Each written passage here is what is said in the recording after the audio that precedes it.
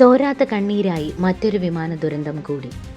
അഹമ്മദാബാദിലെ വിമാനാപകടം ഇന്ത്യൻ വ്യോമയാന ചരിത്രത്തിലെ രണ്ടാമത്തെ വലിയ ആകാശ ദുരന്തമാണ്. 1996 ഛർഗീദാദ്രിയിലുണ്ടായ വിമാനാപകടമാണ് രാജ്യത്തെ ഏറ്റവും വലിയ അപകടം. 349 പേർക്കാണ് അന്ന് ജീവൻ നഷ്ടമായത്. 1996 നവംബർ 12 ലോകത്തെ നടുക്കിയ ആ ദുരന്തം നടന്നത്.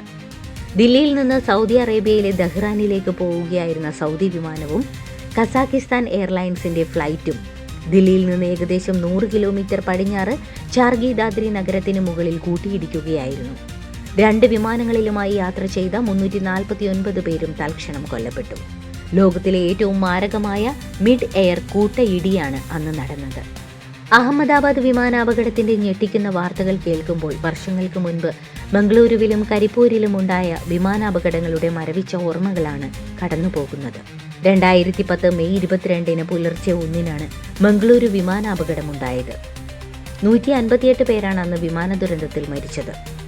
ദുബായിൽ നിന്ന് പുറപ്പെട്ട എയർ ഇന്ത്യയുടെ വിമാനം മംഗളൂരു ബജ്സെ വിമാനത്താവളത്തിലെ റൺവേയിൽ നിന്ന് തെന്നിമാറി വലിയ കുഴിയിലേക്ക് പതിക്കുകയായിരുന്നു. 160 യാത്രക്കാരും 6 ജീവനക്കാരുമാണ് വിമാനത്തിലുണ്ടായിരുന്നത്.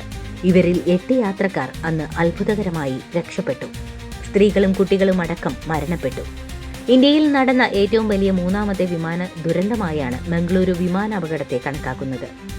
മറ്റൊരു നടുക്കുന്ന വിമാന ദുരന്തമുണ്ടായത് കരിപ്പൂർ അന്താരാഷ്ട്ര വിമാനത്താവളത്തിലാണ്.